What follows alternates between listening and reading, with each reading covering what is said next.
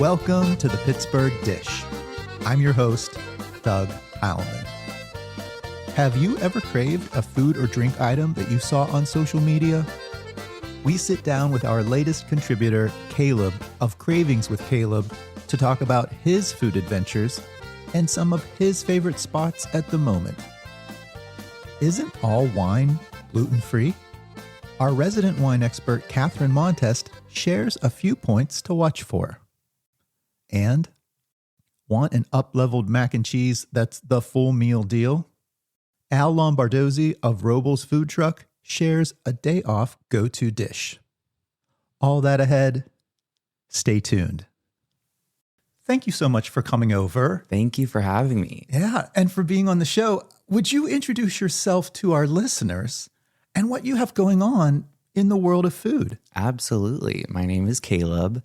I create content. I like to say I do lifestyle because to me that's kind of like encapsulating food and drinks and coffee, but also I love to do, my vlogs. I love to talk about, skincare and kind of everything. So I like to be under the blanket of lifestyle content. Okay. I live in Pittsburgh. I've lived here about 5 years. And I'm just super honored to be here today. So thank you for having me. Well, thank you so much for coming over. I would say out of all of your content creation, it is the food and drink posting that catches me the most. Is it fair to say you specialize also in highlighting a lot of coffee shops? Yeah. I definitely love coffee. Mm-hmm. I think that's something that also reminds me growing up. Yeah. Is like, my mom would be like, don't tell people this, but I was like drinking coffee from like the time I was like probably 3 years old. Really? Yeah, like because we would have family dinner and whatnot. And after like with dessert or whatever, you have coffee. Yes. That's just like our Italian thing, whatever. Mm-hmm. And so, it would always just be like little cups of coffee. And by the time I was like probably in like 4th or 5th grade, I'd have like a little bit before I went to school. And junior high, I'm bringing my thermos, and so the lore is deep, My mouth is dropped here for listeners not, being able to see us. I cannot believe you started drinking coffee at such a young age and appreciated it because it's often, a bitter drink. And as we're younger, sometimes we don't gravitate towards those flavors. But this was such like a lovely family moment that kind of brought you into that. Yeah, for sure. And I love a good, fun coffee, but like obviously growing up, it was just drip coffee, maybe a little bit of cream. And I honestly didn't even really get into I'm going to put quotes around fun stuff. Right. Up until cold foams and flavored lattes. Cold foam, my true love. But not until like maybe like the past like couple years, but that's, As a more mature palate. Exactly. On, I'm moving in the opposite direction, I'm starting like black coffee and I'm ending like, I'll do cold foam with this and this. Yeah. I love it. Mm-hmm. Let's remind some of our listeners too, if they have not discovered you yet, and we'll remind them at the end, what platforms are you on and how long have you been doing what you're doing in terms of content creation? Primarily, I'm on TikTok. Okay. That's like my baby. I love TikTok. I didn't know you at all because I hang out mostly in Instagram. Yes. And it's like you've just exploded on Instagram for me. Yeah. Was that like February or something? It feels really recent. And this might not make sense to people who don't make content, but obviously I have my personal Instagram account, but to me, it just wasn't translating to, because like I said, TikTok's my baby. That's like my safe space and I have a great community over there. And it just didn't feel right to me to be like, okay, let me post getting food or getting coffee every day on my main Instagram because, I say these are people I've known since I was like 12 years old. You know what I mean? I've had this forever. It's not the right community. Exactly. Right? And maybe that won't be received as well or like, because that's not your audience that's looking for this content. So I put it off for a long time, but I'm like, I'll just make an Instagram as well.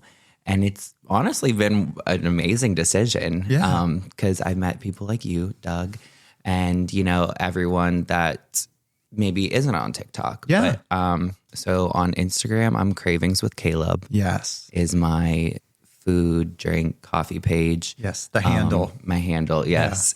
And on TikTok, it's just my name, Cal Cepas. So, okay. yeah. All right. And I've been doing this I like to say this has been like a long time coming because I was someone that's like 13 in my parents' house making YouTube videos in my bedroom. Okay.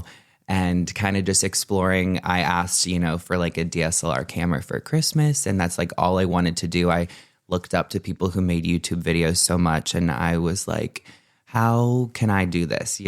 I've always wanted to create in some form or another. And last summer, my friend and I went to the anthropology outlet. Okay. I'm sorry if I'm just rambling on at this point. No. This is where it starts though, right? And I was just like, let's make a TikTok here. And it kind of did very well. And from that moment last summer, I think the end of July, I was like, let's tap in and like see like if I post every day, what could happen? Yes. And I, just started going to like the places I like to go, and they were doing well. And I'm like, okay.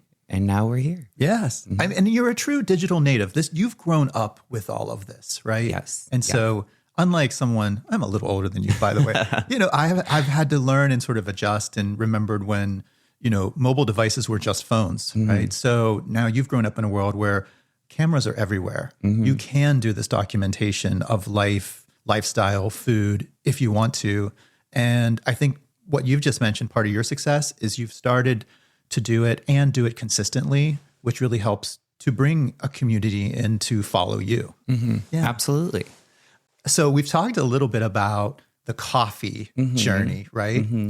I'm going to probably keep you more in the food world since that's our audience. Love food, please. Yeah. So tell me a little bit more about that kind of content creation or documenting. Are there some favorite places you like to go?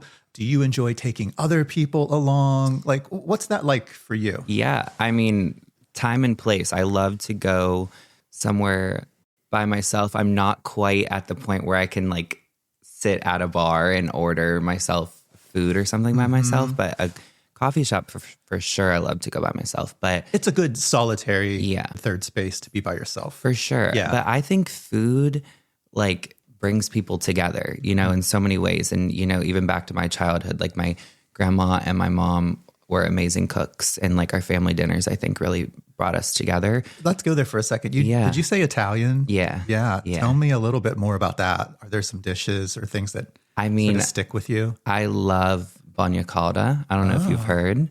Wait, is that a dip? It's a dip, and we would make it. I'm sorry, I'm saying we a lot. I participated in only the eating here, okay. But it's like the way we would do it would be like on a hot plate in the center of the table. You have some cabbage, you have some Italian bread, and it's like tuna and garlic and oil and butter and like just all of the very punchy, delicious right? things. Yeah, very umami. Absolutely. And so grew up on that. Absolutely loved. Obviously grew up on like homemade ravioli for the holidays. And just a lot of things that are very memorable in my childhood revolve around food. And, translating now, whenever you want to go out with your friends or, someone you haven't seen in a while, it's like, where do you want to go? And you eat and you share an appetizer, you share a meal, and it's kind of a bonding experience. And I think that's why a lot of these food pages do well, because food brings us together, no matter what's happening, you need to eat and you should enjoy eating. And I think people enjoy seeing this content that's out there in different local places you can support. I also think that we have an advantage when we create content around food because we are physically going to places that other people can go to. They can immediately capture that experience. And that's what's so cool about social media as well, is like you mentioned, I've seen people post something and I'm like, I need that tomorrow. Right. Yeah. I mean, speaking of somewhere that I love so much is Curbside. Curbside on the run. I cannot say enough. Yeah, I can't get enough. Incredible things about them. We need to get Kaylee on the show. Oh my gosh. Right. That would be the best episode of life. And if folks don't know, this is heading up through like Fox Chapel, O'Hara Township, up Powers Run Road. Powers Run, yeah. And it's a daytime place. It started as a coffee shop, but the food is incredible. Yeah. I mean, when people ask me like, okay, where's, your actual favorite, which is very hard. It's like when people have their children, and it's like, I don't have a favorite kid. I enjoy so many places, but Curbside, I just think does it like no one else does. They really do. The drinks that they make, the food that they make, their sandwiches, the work that goes into that place, like I could not be happier for all the success that they have. But I found them on, I believe TikTok. Yeah. Just someone going and getting a sandwich. And I thought, I need this sandwich. Right. And that, again, is a video that did very well. And from there, the team at Curbside saw it. And every time I come in, smiling faces, the nicest people, nice to everyone in there, And that really adds to, the experience if I want to go back somewhere, is how people treat other people as well. And I just think to their core, they're good people. And the Comeback Kid is maybe the best sandwich I've ever had in my life. It's so good. So yeah, I think Curbside is definitely, if you are visiting Pittsburgh or if you're just looking for a new place to check out, Curbside is a staple in my life. Mm-hmm. I love it. Yeah. You have me thinking, Caleb, I don't want you to pick favorite children, right? But including Curbside, is there another spot or two you just find yourself going back to often or recommending the most? Yes. And this is actually not in the realm, I guess, of food or coffee, but Bar Botanico. Oh, yeah. In Lawrenceville. Mm-hmm. I think that's one of the coolest places. I think that's a spot you walk in and you're like, okay, I'm like transported out of Butler Street, and I'm in this place. I think it's a great date night spot. I think it's a great spot to go with your friends, and just their bar program is great there. And I love that they have a bartender's choice. You can say, I like to drink this, I like to whatever, and they will make you something. And I've had some of the best drinks of my life there. Just because you were able to sort of shape the customization. Yeah, they tailor something to you and you might think, I don't know. Yeah. And they put it down. You're like, that is the best thing I've had in my life. Okay. So I'm actually going tonight. All right. Yes. That's also why it's kind of prevalent in my mind. It's on your mind. Yeah. So definitely love Bar Botanico. All right. One more spot. How about a dinner spot? Is there, or lunch? Oh my God. I know, right? It's so hard to pick one. Well, I'm going to ask you for some other recommendations for future shows. Okay. So maybe just a favorite lately. Okay. A favorite lately that I've had. I have to say I was influenced myself to go to Fat Butcher. Oh, yes. Fat Butcher, I recently tried, was incredible. And my kind of vibe is like a grab and go spot also, like especially for lunch. If I have, work to do, I'm like, okay, I also love a sandwich. I mean, who doesn't? But Fat Butcher is incredible. And when I posted that video, so many people were recommending the cheesesteak. And I'm like, I need to go back and try this cheesesteak. I have not had their cheesesteak. Yeah, and once I go somewhere, I get like comments and I'm like, well, now I need to go back 5 more times because I need to try all these things. Got to do all the research. Yeah. And also Baby loves tacos. Oh, yeah. They are incredible. And so let's just catch our listeners up too. Fat Butcher is again in Lawrenceville, Upper Lawrenceville. Yes. On Butler Street. And they are a full butchery. You can see them doing the work right there. Yeah. Like sausage and steaks and things. But they have hot sandwiches. They have a smash burger. Absolutely. And they also have a couple grab and go things. And surprisingly, a few vegetarian things. Yeah. I did not know that. Right. But yeah, that's awesome. Not leaving anyone out. Yeah. You would walk in and maybe not even know that they do sandwiches. But yeah, it's fully a butcher shop. And you know it's going to be fresh. And you know it's going to be fresh. Right. You know it's going to be great because of that. Best. And yeah, Baby Loves Tacos is in Bloomfield. Right on Liberty Ave. Baby Loves Tacos, they did just move. They used to have just like a window and now it's a bigger space, maybe in the last couple months. Yeah, it's directly beside Fat Bagel. So it's like right next to it. And I need to visit Fat Bagel. I've had Fat Bagel from a friend, but I haven't been. Same. Yeah. Same exact story with me. Bloomfield is just full of great spots. I know. Yeah. I could talk about Bloomfield food forever. There's so many good ones. I mean, soju, fat fisk. All of it. Mm-hmm. I like when somebody does focus on a neighborhood for a while because you feel like you could do a little food tour. For sure. Right? Yeah. Mm-hmm. Or if that is your neighborhood, you're really lucky. Then you're just, you could walk out your door and you're ready to go. I wanted to pivot a little bit and just wondering with what you're doing now with creating content and documenting where you go, but also thinking back to family life and the food you grew up with. Do you like to cook? I do like to cook. I'm not a recipe follower, really. Well, don't tell anyone. Yeah. Neither am I. Yeah. I mean, I feel like that's when the best food comes out. Right. Like, just go off of vibes or like, what do I have in my fridge and we're going to make it work. Exactly that. Mm-hmm. So, someone's like, oh, what's the recipe? I'm like, couldn't tell you. It's the hardest thing out of cooking for me is to write down the recipe. Yeah. I'll do something and like you said, I'll call it a must-go meal. Like it's whatever had to go in the fridge and it became a stir fry or a soup. And it's like the best thing ever. Yeah. And I'm like, yeah, I have no idea. Well, something too about me is I work in the service industry, which I have for about 10 years now. And so a lot of times I get off of work like pretty late. And so I, started doing like my service industry dinner videos as well, which I'll occasionally cook for myself at like 1:00 in the morning. And I've really been into making myself steaks lately. I also think it's very fun to actually go up to the butcher at the store. Yes. Be like, I want that strip or I want that, whatever you're getting. Absolutely. I feel like that's just like an experience in itself. Yeah, I like to make a little steak with a little vegetable. Love it. Love a tomato salad, anything like that. Do you have any food aversions?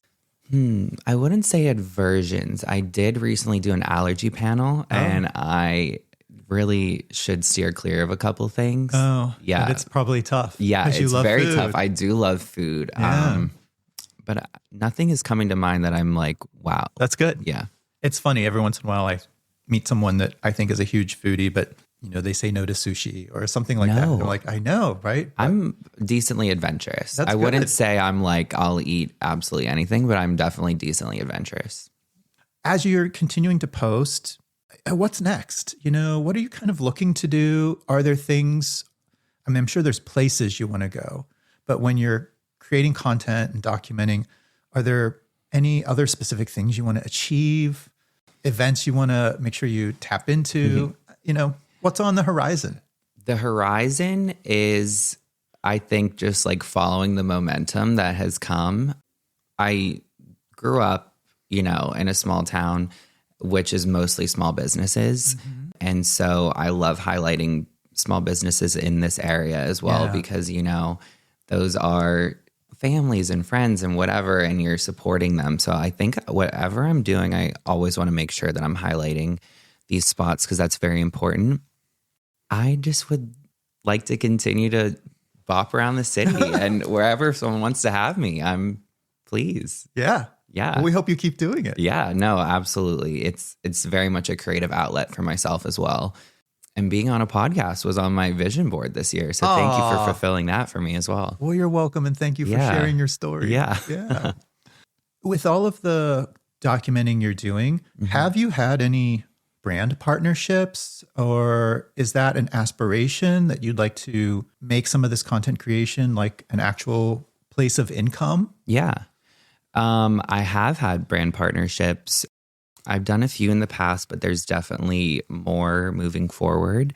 But I do think with brand partnerships, it's important to only do things that you actually feel passionate about or something that actually relates to your vibe, so to say. Right. The brand that you're building. Yeah. Yeah. Because if you're just like, oh, he's trying to just like get his bag, you know what I mean? I never want it to come across like that. Yeah.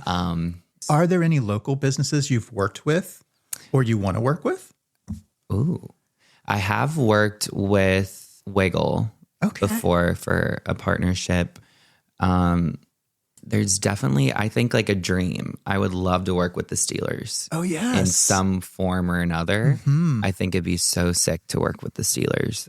Also, maybe like a concert venue of sorts. Like I know they have the new plaza that opened, or PPG, something like that. Because again, that kind of goes into my lifestyle content as well. I like to do that. So. And there's still food there. My email's open. I'm just thinking, we are just recording past the Pirates home opener, and there's always this crazy food that comes out every year. Mm-hmm. So there's a whole bunch of stuff there that you're set to do. I think there's different points. We can hit on all of them. Exactly. Mm-hmm. Excellent. Yeah. All right, Caleb. Mm-hmm. Let's remind our listeners, if they don't know you yet and they need to find you and follow you. Yes. Give us your handles again and the platforms you're on. TikTok, I am Calsipos. That's my name. Calsipos. And Instagram will be Cravings with Caleb. All right. Mm-hmm. I love it. Yeah. Okay. I usually have an ending question. Yeah. The name of the show is The Pittsburgh Dish. Yes. What's the best dish you have had to eat this past week? This past week. Actually, my answer might be the breakfast sandwich I had this morning was incredible from James Cafe. James Cafe? Yeah, in the Strip. Yes. I was just like in the Strip this morning and I said, where can I go really quick? You're sipping a James Cafe latte. I am sipping a James Cafe latte, yes. What was on this sandwich? So they have their breakfast sandwich, but they have like toppings that you can add. Oh. And I saw caramelized onion and I was like really into that. First of all, it smelled like fresh pierogi because of the good. Yeah. So good. And it was so good. Again, like I said, I'm a grab and go type of person. Mm-hmm. And so I was eating it in the car on my way here.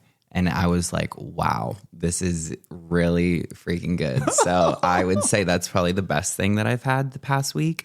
In the past hour. In the past 30 minutes. Yeah. No, that was great. That sounds like the best way to start the day. Yeah, it was great. Oh. Mm-hmm. Caleb of Cravings with Caleb on Instagram. Mm-hmm. Thank you so much for your time today. And thanks for being on the Pittsburgh Dish. Yeah, thank you so much for having me. I'm truly honored. So thank you. Oh. Up next, isn't all wine gluten-free? That was a question that recently came up with my friend Catherine, and here's what she has to say about it. Hey, Catherine, welcome back to the table. Very nice to see you again, Doug. Catherine, we were talking off the cuff a couple weeks back, and you mentioned to me something about gluten-free wines, and I was surprised to learn that not all wine is gluten-free.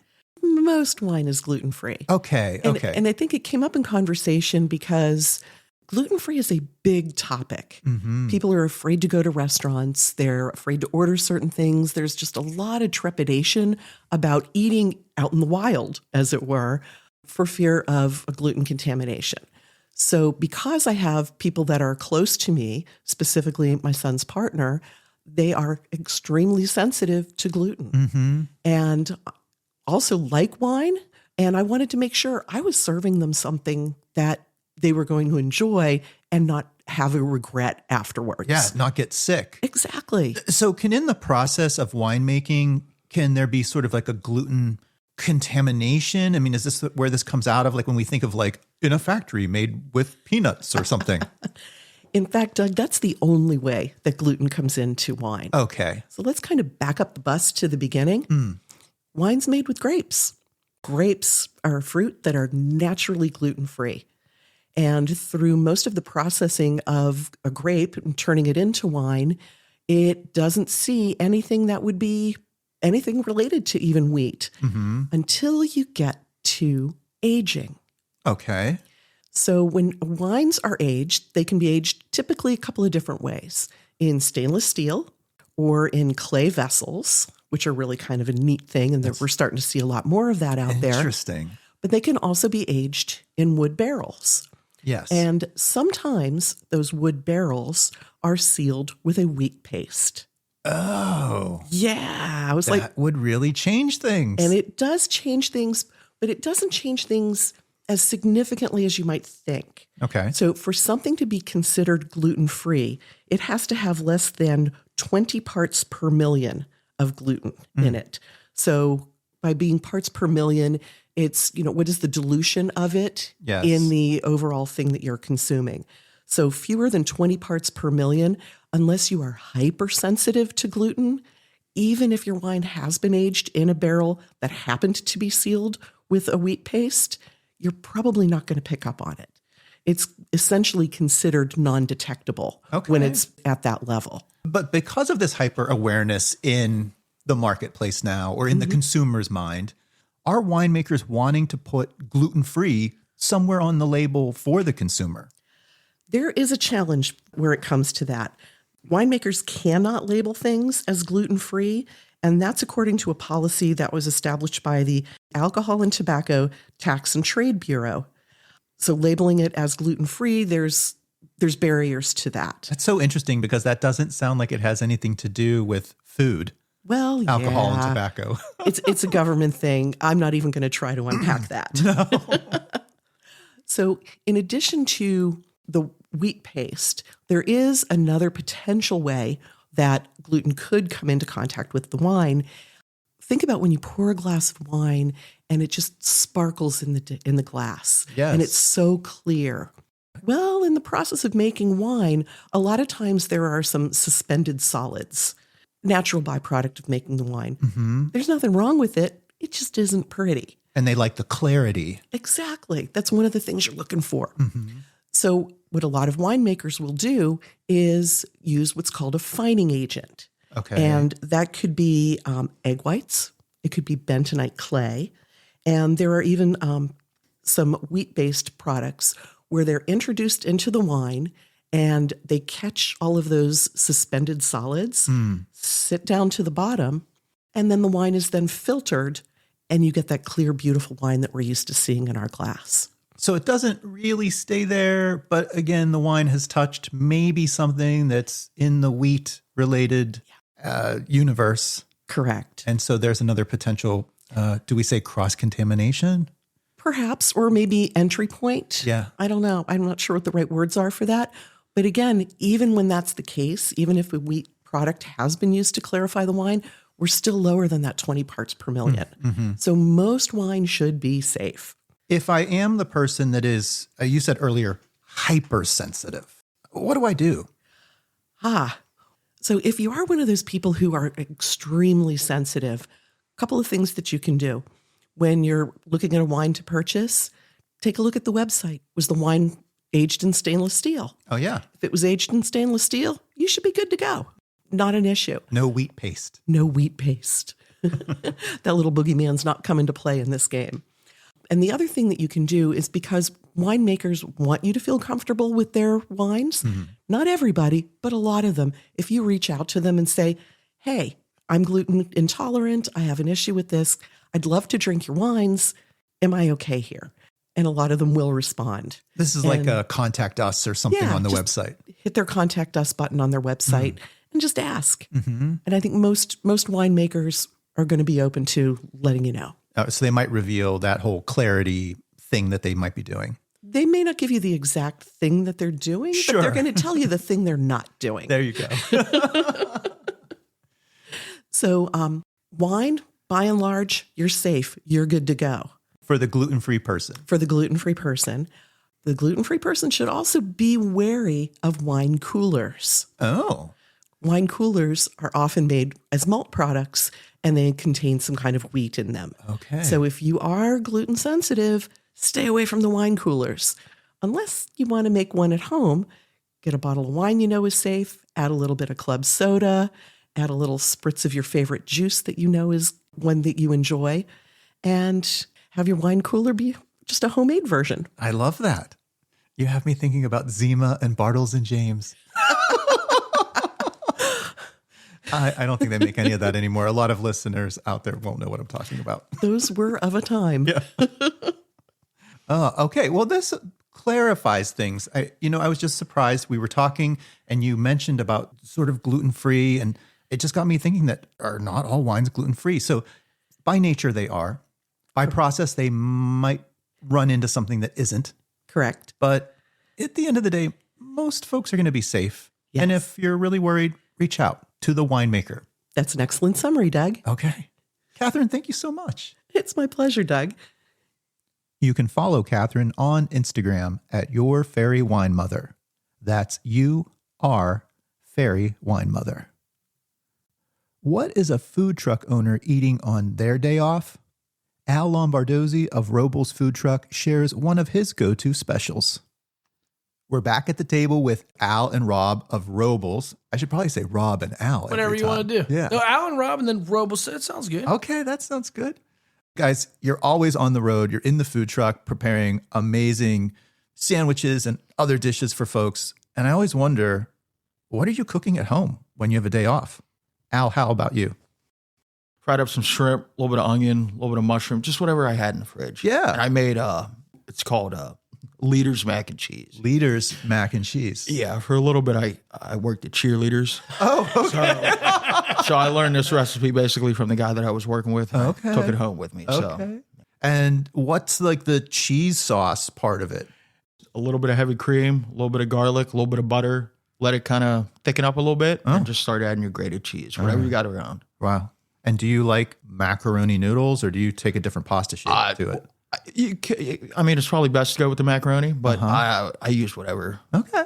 Just a short pasta. Just whatever you got, yeah. That sounds delicious. I like shells actually for my mac and cheese. Al, I like this. I like think for yourself cooking too, like what you have in the fridge and you go for it and then you Right. sort of remember something. Thanks for the recipe. Oh, thank you. You can give a follow to Robles Mobile on Instagram to see the locations for Rob and Al's food truck. If you enjoyed the show, consider buying us a coffee for this episode or supporting the show monthly. You can find links to those options at the bottom of our show description. And if you want to follow my own food adventures, you can find me on social media at Doug Cooking. That's our show for this week. Thanks again to all of our guests and contributors, and to Kevin Selecki of Carnegie Accordion Company for providing the music to our show. We'll be back again next week with another fresh episode. Stay tuned.